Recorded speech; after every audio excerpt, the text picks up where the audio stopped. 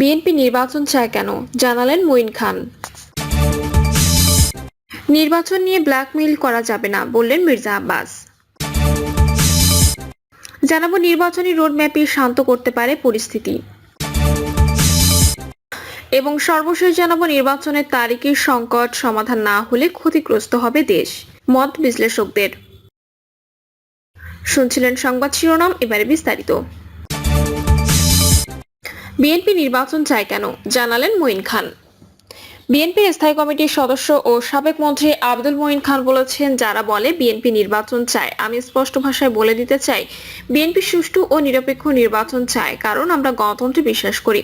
গণতন্ত্র উত্তরণের পথ পদ্ধতি হচ্ছে একটি সুষ্ঠু ও নিরপেক্ষ নির্বাচন, তাই সুষ্ঠু ও নিরপেক্ষ নির্বাচন চাওয়া কোনো অপরাধ নয়। মঈন খান বলেন, বিএনপি একটি গণতান্ত্রিক রাজনৈতিক দল, আমরা সবসময় সুষ্ঠু ও নিরপেক্ষ নির্বাচনে বিশ্বাস করি। যদি সেই নির্বাচনে বিএনপি জয়ী না হয়, অন্য দল জয়ী হলে আমরাও তাদের স্বাগত জানাবো। তিনি আরো বলেন, 1972 থেকে 1975 সাল পর্যন্ত দেশে যে অরাজকতা চলছিল তার বিপরীতে শহীদ জিয়াউর রহমান দেশের জন্য স্থিতিশীলতা ও দিক নির্দেশনা এনেছিলেন। ওআইসি সম্মেলনে তার নেতৃত্ব গ্রহণযোগ্যতার যে আন্তর্জাতিক স্বীকৃতি ছিল তা জাতির জন্য গর্বের বিষয়। তিনি বাংলাদেশকে তলাবিহীন ঝুড়ি থেকে একটি অর্থনৈতিক সম্ভাবনা দেশে পরিণত করেছিলেন।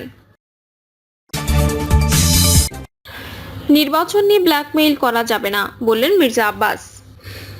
বিএনপির স্থায়ী কমিটির সদস্য মির্জা আব্বাস বলেছেন, সংস্কারের নামে যারা আজকে নির্বাচনের বিপক্ষে বলছেন, বলার অধিকার আপনাদের আছে, কিন্তু এই নির্বাচন নিয়ে জাতিকে ব্ল্যাকমেইল করা যাবে না। যে কোনো মূল্যে দেশে একটি রাজনৈতিক ও নির্বাচিত সরকার আসা উচিত, তাহলে দেশের মানুষ কিছুটা নিরাপত্তা পাবে এবং বিশৃঙ্খলা অবস্থা থেকে রক্ষা পাবে। মির্জা আব্বাস বলেন, আমার অন্যান্য রাজনৈতিক ভাইয়েরা আশঙ্কায় আছে নির্বাচন হলে বিএনপি ক্ষমতায় আসবেন। বিএনপি কি এর আগে ক্ষমতায় আসেনি? এর আগে বিএনপি 3-4 বার ক্ষমতায় ছিল। আপনাদের ভয়ের কোনো কারণ নেই, যদি আপনাদেরকে জনগণ ভোট দেয় তা আমরা মেনে নেব। এ সময় তিনি দেব ভট্টাচার্যের বরাত দিয়ে বলেন, বর্তমান সরকারের 9 মাসে সংস্কারের নামে এদেশের 30 লাখ লোক দরিদ্র হয়েছে, এর মধ্যে 18 লাখ নারী। নির্বাচনী রোডম্যাপে শান্ত করতে পারে পরিস্থিতি। বিশ্ববিদ্যালয় মঞ্জুরি কমিশনের চেয়ারম্যান ও ঢাকা বিশ্ববিদ্যালয়ের সাবেক উপাচার্য অধ্যাপক ডক্টর এস.এম.এ. ফায়েজ বলেছেন, সরকার নির্বাচনের রোডম্যাপ ঘোষণা করলে বিদ্যমান পরিস্থিতি কিছুটা শান্ত হবে। পক্ষান্তরে আমরা রোডম্যাপ ঘোষণা করব, এই ধরনের মানসিকতা থেকে বিএনপিকে বেরিয়ে আসতে হবে। এস.এম.এ. ফায়েজ বলেন, নির্বাচন ও সংস্কার নিয়ে দেশের সবচেয়ে বড় দল বিএনপি সহ অন্য রাজনৈতিক দলগুলোর সঙ্গে সরকারের মতানৈক্য দৃশ্যমান। বলতে চাচ্ছি, আরেকটু ধৈর্যের পরীক্ষা দিলে কি আমাদের ক্ষতি হবে? সবাইকে আরো বেশি ভাবতে হবে। বিএনপির উচিত নির্বাচন নিয়ে আরো বেশি আলোচনা করা। ডিসেম্বর ও জুনের মধ্যে তেমন পার্থক্য নেই, আলোচনার মাধ্যমে দূরত্ব কমানো সম্ভব। অধ্যাপক ডক্টর মাহবুবুল্লাহ বলেন, দেশে সংস্কার দরকার আছে। বর্তমান অন্তর্বর্তী সরকার যখন দায়িত্ব নেয় তখন কোনো এজেন্ডা ছিল বলে মনে পড়ছে না। এখন শুনছি সংস্কার, বিচার ও নির্বাচন, এই তিনটি তাদের এজেন্ডা। এসব নিয়েই এখন রাজনৈতিক দলগুলোর সঙ্গে বিতর্কের সৃষ্টি হয়েছে। অধ্যাপক ডক্টর মোহাম্মদ কামরুল হাসান বলেছেন, সংস্কার একটি চলমান প্রক্রিয়া, এটি করার দায়িত্ব অবশ্যই নির্বাচিত সরকারের। বর্তমান অন্তর্বর্তী সরকার প্রয়োজনীয় কিছু সংস্কার করতে পারে, কিন্তু এটা নিয়ে বিতর্ক সৃষ্টি করার সুযোগ নেই। এম.এ. আজিজ বলেন, অনির্বাচিত সরকার কখনো দেশের সংবিধান সংশোধন করার নৈতিক ক্ষমতা রাখে না। এটা করতে পারে শুধুমাত্র নির্বাচিত রাজনৈতিক সরকার। তাছাড়া নির্বাচনে বিভিন্নভাবে জলঘোলা হচ্ছে। মাহদি আমিন বলেন, সংস্কার ও নির্বাচনকে মুখোমুখি দাঁড় করানো হয়েছে। এখন যেসব সংস্কারের কথা বলা হচ্ছে তা বিএনপি রাষ্ট্র মেরামতের একটি দফা উল্লেখ রয়েছে। কি নোট উপস্থাপনকালে সাবেক সচিব ইসমাইল জবিউল্লাহ বলেন, সংস্কার, বিচার ও নির্বাচনের বিরোধিতা কেউ করছে না, সব প্রক্রিয়া একসঙ্গে চলতে পারে, এটা নিয়ে বিতর্কের মানে হয় না। নির্বাচনের তারিখে সংকট সমাধান না হলে ক্ষতিগ্রস্ত হবে দেশ, মত বিশ্লেষকদের।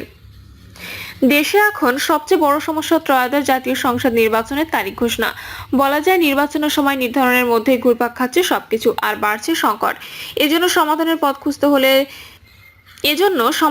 খুঁজতে হলে নিদেন পক্ষে এখন নির্বাচনের মাস ঠিক করতেই হবে। এ বিষয়ে অন্তর্বর্তী সরকার এবং প্রধান রাজনৈতিক দলগুলোর মধ্যে মতবিরোধ সহ সম্পর্কের অবনতির মাত্রা যেভাবে বাড়ছে তা মোটেই শুভ লক্ষণ নয়, বরং সবার সঙ্গে আলোচনার ভিত্তিতে নির্বাচনের তারিখ ঘোষণার ব্যাপারে শিগগিরই সর্বজন গ্রহণযোগ্য সিদ্ধান্ত আসতে হবে। তা না হলে সার্বিক পরিস্থিতি খারাপের দিকে যাবে এবং ক্ষতিগ্রস্ত হবে সব পক্ষই। দেশটা বটেই, আর যদি নির্বাচনের তারিখ নিয়ে পাল্টাপাল্টি বিতর্ক চলতেই থাকে তাহলে ঈদের পর নির্ঘাত উত্তাপের রাজনীতি মাঠে গড়াবেই, এমন আশঙ্কার কথা বলেছেন বিশ্লেষকরা। এ প্রসঙ্গে যুগান্তরের কাছে কয়েকজন রাজনৈতিক বিশ্লেষক বলেন, সরকার জাতীয় নির্বাচনকে কেন জুন পর্যন্ত টেনে নিয়ে যেতে চায় তা বোধগম্য নয়। কেননা সরকার চাইলেও তো মধ্য ফেব্রুয়ারির পর জুনের মধ্যে নির্বাচনের তারিখ নির্ধারণ করতে পারবে না। কারণ মধ্য ফেব্রুয়ারির পর শুরু হবে রোজা, এরপর ঈদ, এসএসসি ও এসএসসি পরীক্ষা। এছাড়া মে জুন থেকে শুরু হয়ে যায় বর্ষাকাল। তাহলে সে সময় নির্বাচনটা কিভাবে হবে? নির্বাচনের জন্য এই বিষয়গুলো মাথায় রাখতে হবে। এই কারণে আমাদের দেশে জাতীয় নির্বাচনের সবচেয়ে গ্রহণযোগ্য সময় হলো শীতকাল, অর্থাৎ নভেম্বর থেকে জানুয়ারি, বড়জোর গড়াতে পারে ফেব্রুয়ারিতে। এ প্রসঙ্গে আরেক রাজনৈতিক বিশ্লেষক ঢাকা বিশ্ববিদ্যালয়ের রাষ্ট্রবিজ্ঞান বিভাগের অধ্যাপক কাজী মোহাম্মদ মাহবুবুর রহমান বলেন, নির্বাচনের তারিখ নির্ধারণ নিয়ে সরকারের ব্যাপারে ইতোমধ্যে রাজনৈতিক দলগুলোর একটা সন্দেহ তৈরি হয়েছে। ক্রমে সন্দেহের ডালপালা বিস্তার লাভ করছে। আবার সরকারও ভেতরে ভেতরে একটি দলকে প্রতিপক্ষ ভাবছে। এর মধ্যে বিএনপি নির্বাচনের সুনির্দিষ্ট রোডম্যাপ নিয়ে এখন কঠোর অবস্থান নিয়েছে। দলটির ভারপ্রাপ্ত চেয়ারম্যান তারেক রহমান তারুণ্যের সমাবেশ থেকে সাফ জানিয়ে দিয়েছে, নির্বাচন ডিসেম্বরে দিতে হবে। বিপরীতে প্রধান উপদেষ্টা বলে আসছেন, ডিসেম্বর থেকে জুনের মধ্যে নির্বাচন দেবেন। জাপান সফররত প্রধান উপদেষ্টা অধ্যাপক ডক্টর মোহাম্মদ ইউনুস এক ধাপ এগিয়ে বলেন, ডিসেম্বরে নির্বাচনের দাবি জানাচ্ছে একটি দল। তিনি বলেন, তাহলে এখন কি হবে? বাস্তবতা হলো যে দলটি ডিসেম্বরে নির্বাচন চাচ্ছে, সেটি এই মুহূর্তে সর্ববৃহৎ দল বিএনপি। আবার ডিসেম্বরে নির্বাচন দিলে জামায়াত তো আপত্তি করবে বলে মনে হয় না। ফলে বিষয়টিকে সরকারের খাটো করে দেখা উচিত হবে না। জাতীয় নির্বাচনের সময় নির্ধারণ নিয়ে গত কয়েক মাস ধরে রাজনীতির মাঠ একরকম সরগরম। প্রতিটি দলই সরকারের কাছে নির্বাচনের রোডম্যাপ চেয়েছে। এর মধ্যে কোনো কোনো দল নির্বাচনের চেয়ে বেশি গুরুত্ব দিতে চায় সংস্কার ও বিচারের উপর। বর্তমান রাজনৈতিক প্রেক্ষাপট বিবেচনায় দেশে এখন সবচেয়ে শক্তিশালী দল বিএনপি। এরপরে রয়েছে জামায়াত। ভোটের মাঠে পরিচিত না হলেও গণ অভ্যুত্থানে নেতৃত্ব দেওয়া বৈষম্য বিরোধী ছাত্র আন্দোলনের প্ল্যাটফর্ম থেকে সৃষ্টি হওয়া নতুন রাজনৈতিক দল জাতীয় নাগরিক পার্টি এখন বেশ আলোচনায়। দলটির নেতারা ইতিমধ্যে বক্তৃতা, বিবৃতি, টকশো সহ সামাজিক যোগাযোগ মাধ্যমে বলতে শুরু করেছেন, জনগণ বিকল্প হিসেবে তাদেরই বেছে নেবে। অবশ্য বিএনপির অনেক নেতা কিছুদিন থেকে বলে আসছেন, বিএনপি সরকারি দল, অন্তর্বর্তী সরকারের পৃষ্ঠপোষকতায় দলটি প্রশাসন সহ বিভিন্ন জায়গায় প্রভাব বিস্তার করছে। দুই দলের বিভিন্ন পর্যায়ের নেতারা প্রতিদিন একে অপরের বিরুদ্ধে কথা বলছেন। এই অবস্থায় দিন যত যাচ্ছে তত বিএনপির সঙ্গে এনসিপির বিরোধ বাড়ছে। এর সঙ্গে পাল্লা দিয়ে বাড়ছে নির্বাচনের তারিখ ঘোষণার উত্তাপ। বিএনপির ভারপ্রাপ্ত চেয়ারম্যান তারেক রহমান নয়াপল্টনে তারুণ্যের সমাবেশে বলেছেন, চলতি বছরের ডিসেম্বরের মধ্যে নির্বাচন হতে হবে। দলের নেতাকর্মীদের সেভাবে প্রস্তুতি নিতেও বলা হয়। তিনি অপর এক আলোচনা সভায় ডিসেম্বরের মধ্যে জাতীয় নির্বাচনের সুনির্দিষ্ট দিন তারিখ ঘোষণার আহ্বান জানান। অপরদিকে জাপান সফররত প্রধান উপদেষ্টা অধ্যাপক ডক্টর ইউনুস দেশটির সাবেক প্রধানমন্ত্রী এবং জাপান বাংলাদেশ পার্লামেন্টারি ফ্রেন্ডশিপ লীগের সভাপতি তারো আসো টোকিওর ইম্পেরিয়াল হোটেলে সৌজন্য সাক্ষাৎ অনুষ্ঠানের ডিসেম্বর থেকে জুনের মধ্যে জাতীয় নির্বাচন অনুষ্ঠানের অঙ্গীকার পুনর্ব্যক্ত করেছেন। এক অনুষ্ঠানে প্রশ্নের জবাবে প্রধান উপদেষ্টা বলেন, সব দল নয়, শুধু একটি রাজনৈতিক দলই চলতি বছর ডিসেম্বরের মধ্যে নির্বাচন চায়। এমন পরিস্থিতিতে দেশের রাজনীতি ও নির্বাচন কোন পথে যাচ্ছে তা নিয়ে চলছিল বিশ্লেষণ চলছে নানা মহলে। অধ্যাপক কাজী মোহাম্মদ মাহবুবুর রহমান মনে করেন, এখন জাতির সামনে সবচেয়ে বড় সমস্যা নির্বাচনের তারিখ নির্ধারণ। সেটি সমাধানে না এলে দেশ অনিশ্চয়তার দিকে চলে যেতে পারে।